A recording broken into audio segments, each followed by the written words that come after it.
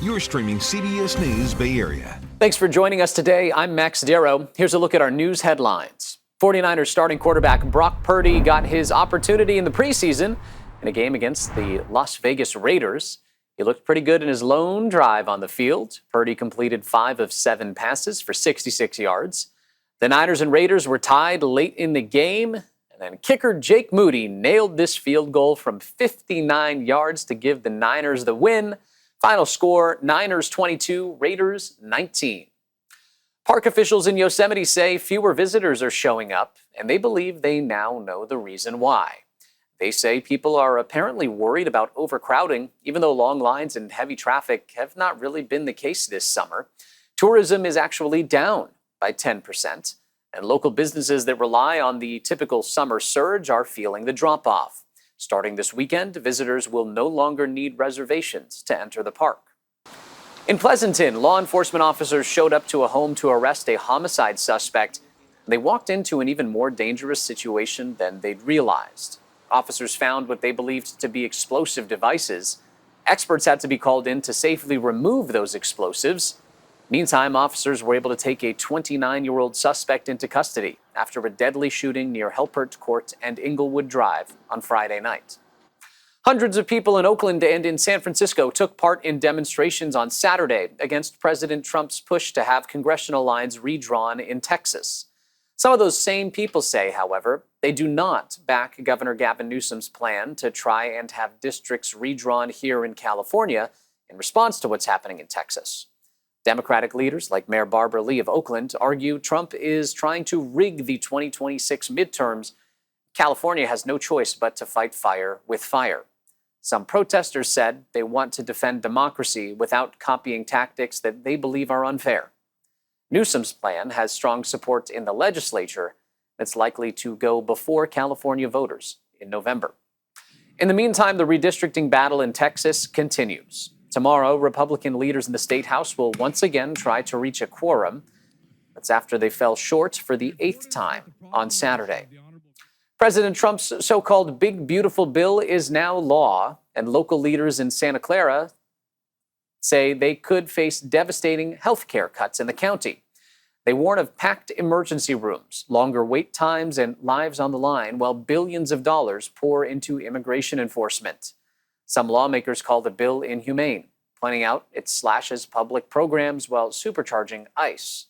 Local officials say they will keep pressing the issue, hoping to build resistance before the cuts hit after the midterm election. Let's get a check of our first alert forecast with meteorologist Darren Peck now. Hey, Darren. All right, we're going to start this forecast out with what I think is probably the more impressive aspect in the whole 7-day forecast. See the timestamp over here? I'm jumping all the way ahead to Thursday. So I showed you the daytime highs in the last visit. We'll do that again coming up in just a moment. But I want you first and foremost to see where we're going to be for daytime highs on Thursday. Now that we're not breaking records or going into a serious heat wave, but it is going to be a lot hotter than today. Certainly hotter than you remember yesterday being. But today's kind of the coolest day in the whole 7-day forecast, as you'll see in a second. So I just want you to know by the middle part of this week and the later part of this week, specifically Thursday, temperatures are going to spike. We're going back up to 100, at least for Antioch. And you'll be in the upper 90s for places like Concord and upper 90s in Livermore. You can see the numbers here in the Santa Clara Valley are also going to warm up quite noticeably. I mean, these temperatures are as much as, 15, maybe even 20 degrees warmer than what you will be doing today in places. And you can see San Francisco also stands out by the time we get there. That is a daytime high in the mid-70s. All right, that's Thursday. We're not there yet. Let's see how this will play out and go through in order. First thing is today, and just a review on this, while we are looking at widespread gray from the marine layer this morning, watch it melt back today, and you will get so much more sunshine today than you had yesterday. I mean, it was such an odd day with the clouds never really clearing until like 5 in the evening for the Santa Clara Valley. That was the marine layer. It just didn't budge. Even weirder, in the Tri-Valley, it took longer. Didn't clear here until we got to about, say, 6 in the evening yesterday. You're going to be looking at sunshine by late morning today. Everybody will have a beautiful day with plenty of sunshine on it. And when you look at the daytime highs again, here's your Sunday.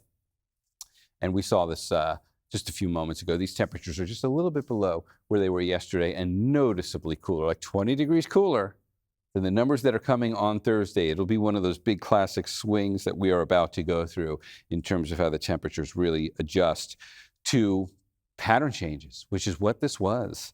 Just an interesting review on what has happened. We had our first weak cold front of fall come through, and it happened overnight into very early morning hours of today. I know you don't see much here, but as we're playing the satellite imagery forward, this is a cold front sitting out here in the Pacific Northwest. And what happens with these is, meteorological fall, that doesn't start until September 1st. But here we are in the middle of August, and what's happening today is the very first initial emissary has come down from the Gulf of Alaska and swept a cold front through the bay.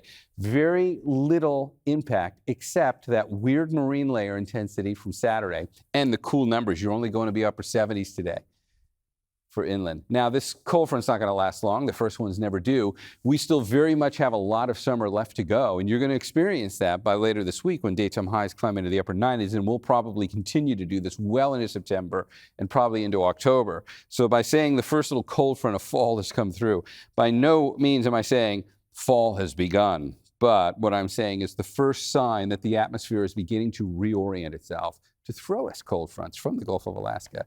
Got our first one early this morning in the pre-dawn hours. All right, there's the rest of your 7-day forecast for the Bay. 80 degrees, that's for the Bay. You'll be in the mid-70s in the city by then.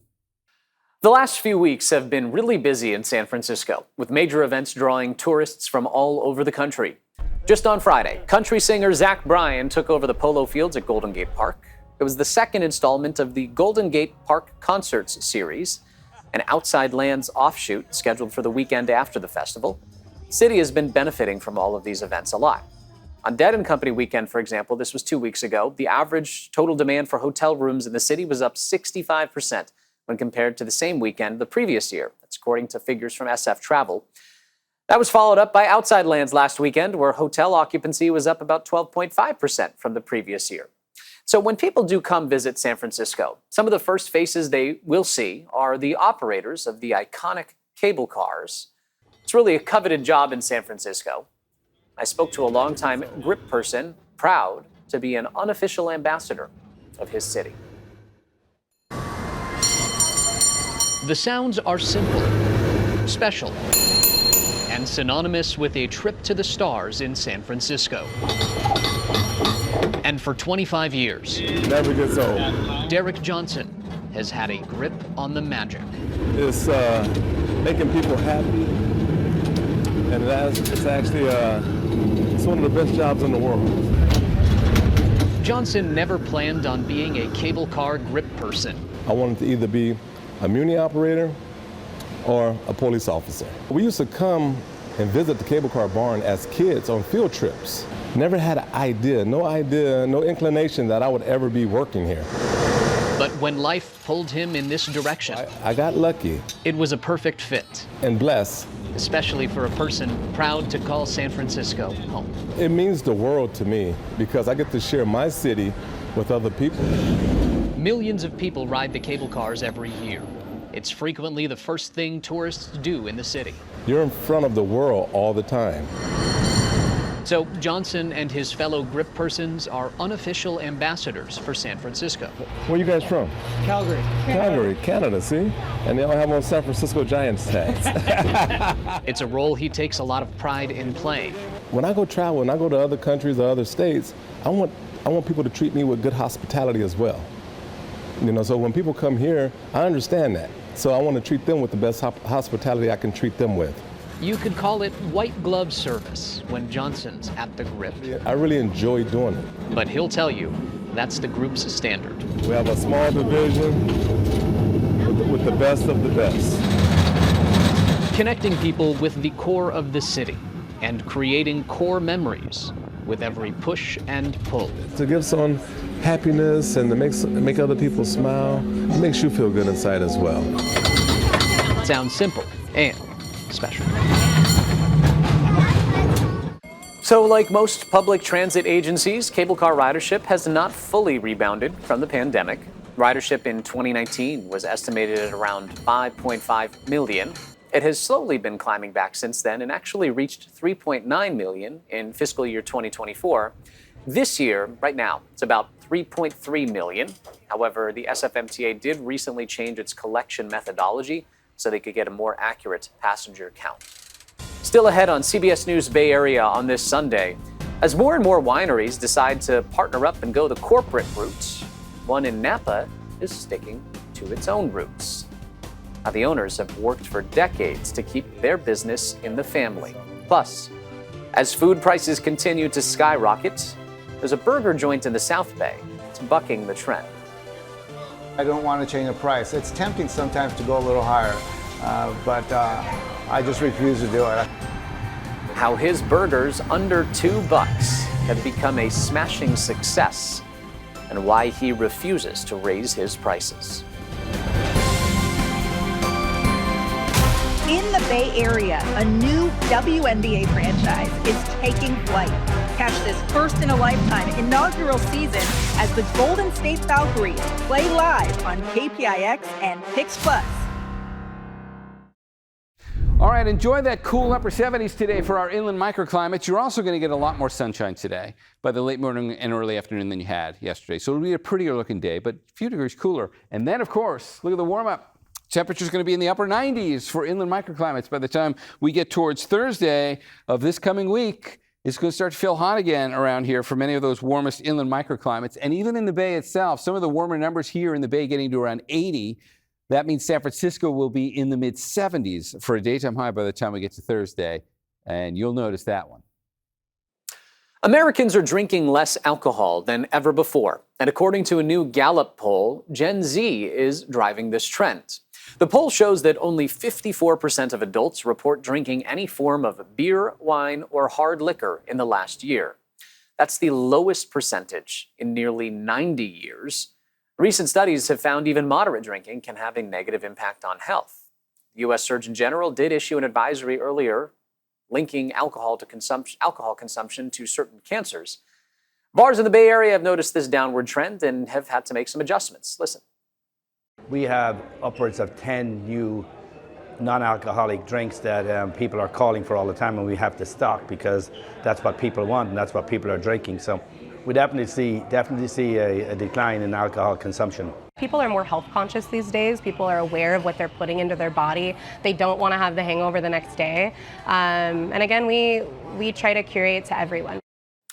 That trend, however, is not totally slowing down California's wine industry, which generates an estimated $88 billion a year. That's according to the most recent data from the National Association of American Wineries. And most of that money is coming from a small number of big players and collective groups. But there's at least one winery in Napa that's managed to keep up for generations. As Lorena Ayub shows us, they have no plans of stopping anytime soon. In Napa Valley, time is measured in harvests and in the families who've stayed rooted through change. Founded in 1968, Trefethen Family Vineyards is one of the few remaining independently owned wineries in the valley. And Lorenzo Trefethen, a third-generation leader of the family dynasty, says keeping the legacy alive is no easy feat. Preservation takes work. Just because we're preserving something doesn't mean we're not scrambling to keep it that way. And it's been interesting to watch the Napa Valley change. According to the Napa Valley Vintners Trade Group, fewer than 1/3 of the wineries in Napa today are still owned by the founding family. And the Trefethen tribe, though consistently committed to quality and sustainability, have felt the hit as consumer behavior changes. There have been times in the last year or so where I've wondered, man, are we going to make it? And the idea that this legacy might end has been very personally terrifying, but also motivating. If there wasn't something to preserve here, I don't think I'd be so invested in it. And that preservation is not just about their storied, award-winning wines. It's also about the community they serve and the family traditions they're determined to keep alive. John Trefethen, the oldest living patriarch of the vineyard, says raising his children on the land made it more than a workplace. It became the backdrop of their childhood. Lorenzo and Haley grew up in this winery, playing hide and seek between the barrels. They grew into this. For the Trefethens, the vineyard is not just where they work.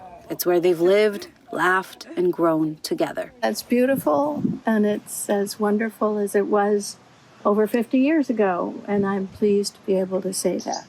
According to 2023 Nielsen data, U.S. wine consumption has been declining as more consumers explore alternative and non-alcoholic beverages. Even still, daughter Haley Trefethen believes the enduring community their parents have built is what will maintain the strength of the winery. I think it's really incredible, the community that our parents have built. I mean, I think that was one of the reasons that I knew it wasn't if I would come back to work at the family winery, it was a win. And as Lorenzo shares, the true secret ingredient at Trefethen is not just in the bottle. It's their unwavering commitment to ethical practices, both in caring for their staff and in stewarding the land as sustainably as possible. Taking care of the land, taking care of our people as well, is something that's really, really important to us, making this a great place to work. All of that really comes into the final product. It's the kind of product that's now expanding to key cultural tastemakers throughout the Bay Area. That includes the likes of NFL icon Vernon Davis. My favorite thing to do is to share what we make with the world. And see people connect over a glass of Trefethen is really why I do what I do. Because in Napa Valley, time is measured not just in harvests, but in generations nurturing land, legacy, and roots unbreakable. Consumers are also starting to feel the effects of the Trump tariffs on a broad array of products. According to the Consumer Price Index, prices rose 2.2% in July, and Americans are paying more for things like rent, medical care, and used cars. That number does not include prices for food and energy, but those costs are rising as well. Restaurants around the country are facing the tough decision of just how much of that they will pass on to their customers, if any, or all. That's where the owner of a South Bay burger joint is bucking the trend. Campus Burgers, you may know about it. It's home to a burger that is under $2 still in this day and age. The owner told our Len Ramirez he is standing firm on the prices despite the challenges that may bring.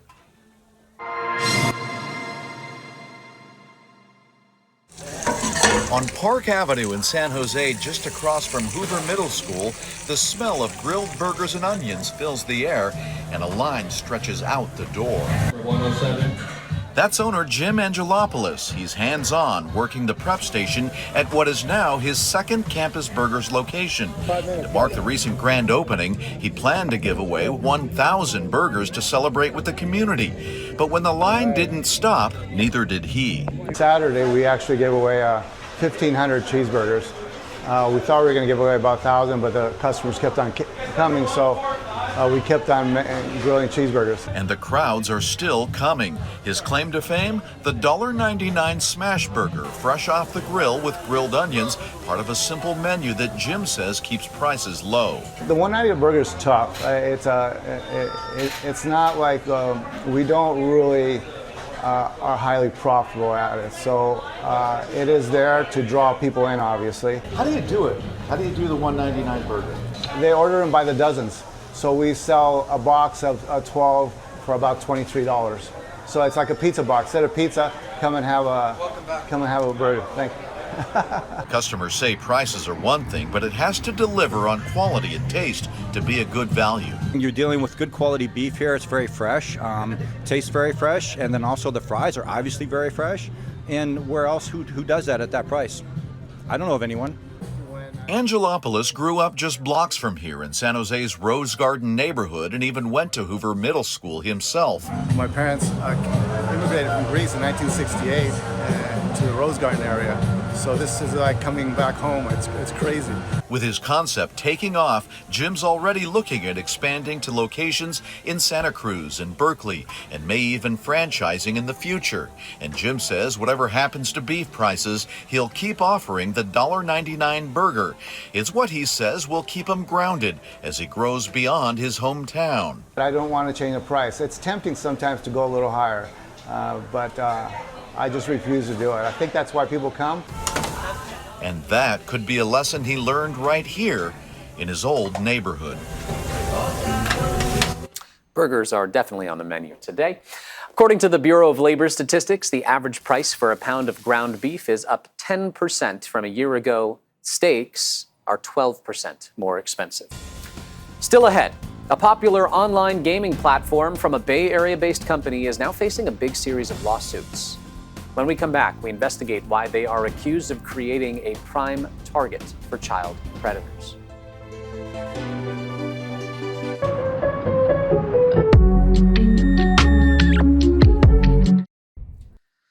A wildly popular online game from a Bay Area tech company is accused of creating a hunting ground for child predators. Lawsuits against the company Roblox are also highlighting the failure of new California laws that are designed to protect kids online. In fact, as CBS News California investigative correspondent Julia Watts found, they are not even being used at all. She explains how an alleged kidnapping might have been avoided if the laws were working as intended. The story begins here at California's state capitol, but it impacts kids across the state and, frankly, across the country. Warning for parents who have children who use Roblox. You may remember the recent case of a 10-year-old California girl allegedly kidnapped by a man she met on Roblox, that hugely popular gaming platform among preteens. Police found her hundreds of miles away at a strip mall near the man's home here in the Sacramento area. Now, this week, the girl's family filed a lawsuit in the Bay Area where Roblox is located. It also names a third-party messaging app where the lawsuit claims that man communicated with the girl. But here's the deal. This is at least the 6th civil lawsuit filed this year alone against Roblox on behalf of children who were allegedly groomed or exploited on the gaming platform. Now, attorney generals from across the country are investigating, so we asked California's DOJ, is California's Attorney General investigating?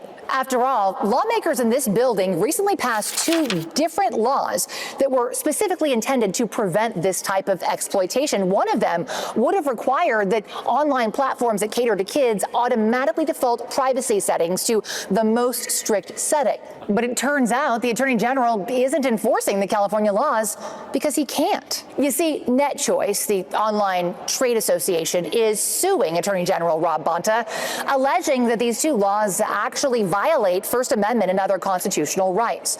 And so far, the courts have agreed, granting an injunction, meaning he couldn't enforce these laws even if he wanted to. Officially, the Attorney General's office tells us it has not filed any lawsuits against Roblox, adding it's unable to comment on, even to confirm or deny, any potential or ongoing investigations. Meanwhile, Roblox tells us it's dedicated substantial resources to help detect and prevent inappropriate content and behavior, including attempts to direct users off-platform where safety standards and moderation may be less stringent than on Roblox. As a mom of kids who love Roblox, I can tell you there are a lot of privacy settings. But for now, it's up to parents to do the research and take the time to figure out what each one does and how to actually activate them, despite the best efforts of folks in this building who tend to pass laws that may never be enforceable. So this week, a second lawsuit was filed against Roblox on behalf of a Michigan family making similar claims to that family from Southern California. Parents can find more information on how to review and activate age-appropriate parental controls at roblox.com/family. Still ahead in our next half hour on CBS News Bay Area. As thousands of kids head back to school, doctors now warning of lower vaccination rates. How California is starting to follow a national trend. Plus, a day before students are set to return, some schools in Vallejo are facing a threat to close. The children really rely on the school for safety and for being educated. Why the district will be forced to make some difficult decisions ahead.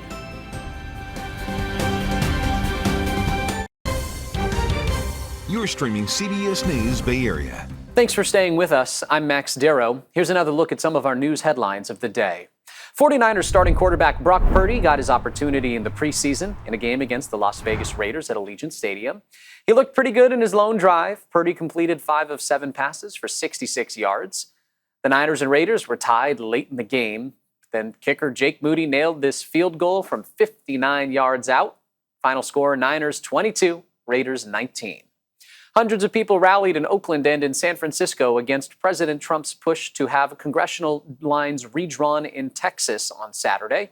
However, some said they do not agree with Governor Gavin Newsom's plan to redraw lines in California in response to what's happening in Texas. Leaders like Mayor Barbara Lee of Oakland say Trump wants to rig the 2026 midterms. Some protesters argue democracy cannot be defended by copying unfair tactics.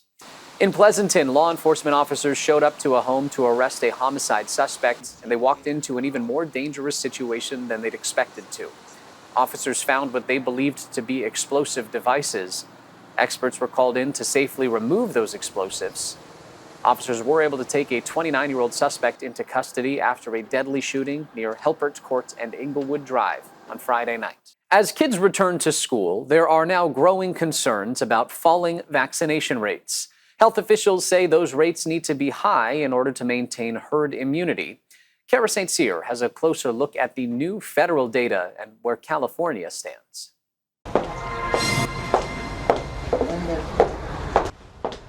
Dr. Noah Abalada founded Root Community Health to keep East Oakland safe. So this is a vaccination room, so this is where we store all of the vaccines. But the national trend of declining vaccination rates is making that harder. This is the diphtheria, tetanus, and the acellular pertussis, and you would be getting your fifth one right around that kindergarten age. The CDC released a report showing that kindergarten vaccination rates dipped to 92.5%. Experts say schools need 95 to reach herd immunity. The decline marks a 5-year trend of parents opting out of vaccines. That is heading in the wrong direction, for one thing, and it's too low for several of our childhood illnesses. California counties are outpacing national vaccination rates with 96% immunity. But data from the State Department of Public Health shows that those numbers are also on the decline. In California, over recent years, we've seen a general pattern that some counties in the northern or central areas may have lower immunization, but I wouldn't say that that is a consistent pattern. Dr. Lily Horn, a public health medical officer at the department, says exemptions play a role in decreasing immunity. When personal belief exemptions were removed, with an increase in students reported with medical exemption. California law doesn't allow personal belief exemptions, but schools can accept medical ones. I think what's happening is unfortunately a lot of distrust. Dr. Abalada's goal is to restore that trust. It won't just be about one person opting out or not, it will be about the vulnerability of the entire population. Saying it's vital for a child's safety. Measles was declared eliminated in the United States back in 2000, about 11 years after the vaccine dosage was increased. But now nationally, there are over 1,300 confirmed measles cases. That's the highest number since 1992. 3 people have died. Here at home in California, there are 20 confirmed cases of the measles so far this year. 2 of those 20 cases in San Mateo and Santa Clara counties. While schools across the Bay Area are opening their doors to welcome students back to the classrooms, the Vallejo City Unified School District is weighing on potential school closures before the first day of school tomorrow, Monday. There are several schools on the chopping block. They are spread across the city and have been ranked based on enrollment and other factors. One of the schools most likely to close down is Lincoln Elementary. Amanda Harry heard from a couple who has been helping children at that particular school for decades. Instead of the excitement of school doors opening and welcoming kids back inside, some people are dealing with the anxiety of knowing those doors may close forever. It's like family to me over there, especially the staff. Lori Brown lives near Lincoln Elementary, one of the 7 Vallejo City Unified School District schools listed to be considered for closure. It was compiled by 10 committee members based on enrollment, absenteeism, and what would help improve student-teacher ratios. Brown's husband is also the pastor of the First Baptist Church directly across the street from the school. Over the last 2 decades, they've stepped in to help. We started out actually as a uniform closet here and providing uniforms for the kids when they had required uniforms. So they would come over and then you'd see that there was other needs. Food was a need. As well as school supplies and even assistance with their homework. Brown says this is a low-income neighborhood, making access to schools and its resources imperative. The children really rely on the school for safety, and for being educated, and it's really a part of their family. 2 schools already closed for the 2025-26 school year, bringing the total schools in the district down to 18. Superintendent Ruben Ariello has only been with the district for a year, but in that time, it has exited state receivership and now has full autonomy. He says they have to make the right decisions to correctly size the district, and that means closing some schools. We're not going to close 7 schools. We probably won't close 5 schools. You know, it's hard to predict exact numbers. If I had to guess, it'd be 1 to 3. The committee ranked each school in terms of priority for closure, with Lincoln Elementary at the top.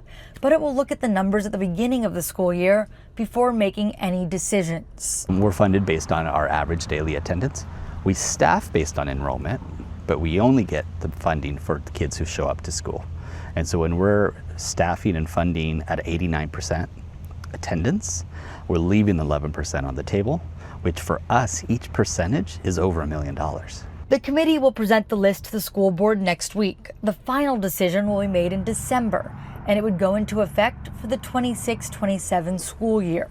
Impacted students would be moved to different campuses.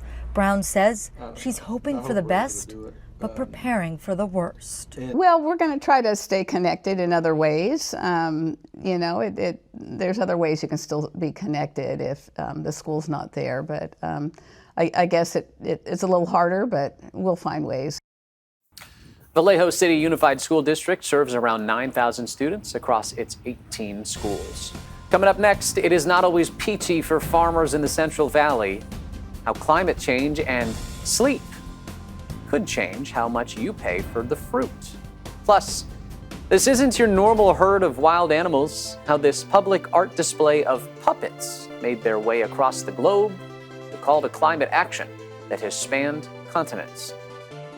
We are seeing the act, which is partly an artistic act, of bringing back these landscapes that are beautiful and that inspire people to act. The message already being practiced in San Francisco's Presidio. In the Bay Area, a new WNBA franchise is taking flight. Catch this first-in-a-lifetime inaugural season as the Golden State Valkyries play live on KPIX and Pix Plus. You probably know that getting enough sleep is important for us as humans. But did you also know it is important for trees as well? Well, climate change is disrupting the sleeping cycle for fruit trees in the Central Valley, and it's cutting their output and raising produce prices for anybody, no matter where you live. Elizabeth Cook explains how. The peaches harvested in Mas Masamoto's 80-acre organic orchard in California's Central Valley are so delicious, they are sought after by world-famous restaurants. The Bay Area's Chez Panisse is one of them. But this year's harvest signals trouble. There are 30% fewer peaches to pick for Masamoto, his wife, son, and daughter Nikiko, who depend on the 12-week peach harvest for their entire annual income. You've run this farm since the late 80s. As a farmer, you have faced headwinds before. Oh, yeah. Anything like this? No, this time you have like multiple forces. What's making this year different than past years? Warmer winters. We like to think about it like the trees need to sleep really soundly, and they need a certain number of hours under 45 degrees. This past winter, peaches along with plums, apricots, and cherries, known as stone fruits, didn't get enough consistent cold weather here, and that regulates the tree's nutrients, and that might explain why growers have been hit hard. And some of them actually didn't have a crop at all. Raymond Morales, an agriculture advisor with the University of California, agrees with Masamoto's diagnosis. And so ultimately, you know, as these trees get woken up, these trees weren't able to kind of maintain some of their carbohydrates within the roots, and ultimately they don't know when to wake up. Much like a person needs a full night's sleep to be productive, these trees need a full winter's sleep, and they kept getting woken up every couple of hours, it sounds like. Yes, absolutely. Stone fruit lovers across the country may only now begin to feel the impact. Currently, consumers are paying 23 cents more a pound for yellow peaches and 17 cents more for white peaches. The Masamotos have been able to point to 5 of their acres that helped save the day. That's a 60-year-old grove. Yeah, and that's the one I helped plant with my dad. Those old acres were planted by his parents after they were released from a World War II-era Japanese internment camp. They also passed on old-style irrigation methods. We still use this old system of furrow irrigating. Most modern agriculture is using drip irrigation, which only keeps the one plant alive. My theory, our theory, is the idea of keeping the soil alive. And I think as our trees have deep roots, they tolerate these swings in temperature and change in climate. The older trees and old ways are helping this one family pack and ship 10,000 pieces of fruit a day. But other farmers and lovers of fresh California fruits may not be so lucky in the future. In today's Project Earth Report, an amazing 4-month journey that involves life-sized animal puppets just came to an end. The goal was to raise awareness of the warming planet and habitat loss. As Ann Makovic reports, the call to action is already growing in our own backyard. An unusual herd of wild animals, all puppets made out of recycled material, recently trekked across Africa and Europe by boat, over bridges, and on land. From the Congo Basin to deep within the Arctic Circle, the public art project called The Herds has a goal: to inspire humans to take action against climate change. And cover it on a much quieter level, with hands in the dirt, allowing it to be what it's meant to be and what it's naturally supposed to be. That same purpose continues to grow in the San Francisco Bay Area. Even though we might not see those puppets here, we are seeing the act, which is partly an artistic act, of bringing back these landscapes that are beautiful and that inspire people to act. Lou Stringer is the Associate Director of Natural Resources at the Presidio, a national park situated in an urban area. His team is responsible for restoring habitats and enhancing biodiversity. Biodiversity is really important because it enables us to be resilient to changes like fires, changes like floods, changes in the climate. So far, the Presidio is buzzing with success. We've been doing this almost 30 years now, that you can change, humans can have incredible positive impact. At the Presidio, ecologists and volunteers have restored about 100 acres of native sand dunes. Some of these plants are endangered, and then the animals too. Some animals might come back. The Presidio is now home to several species of butterflies, rare bees, coyotes, chorus frogs, as well as a rare native plant known as the San Francisco lozenge. It's a species that only grows here in San Francisco and the old sand dunes. At the Presidio, a record number of volunteers are taking action to keep native habitats healthy. By helping them thrive, we build community, we build relationships with the landscape, and that is an incredibly powerful thing that we need to take into the future. Whether it's a trek that's crossing 2 continents or planting native species in our own backyard, it's all about answering the call of the wild. For more Project Earth stories just like this one, head to our website, kpix.com. Coming up after the break, we'll show you how some members of Gen Z are getting a crash course in workplace etiquette after the pandemic upended their adolescent years.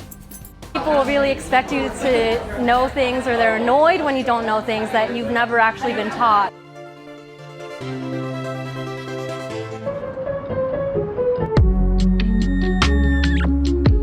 Gen Z now makes up almost 1/5 of the U.S. labor force, and that number only continues to grow.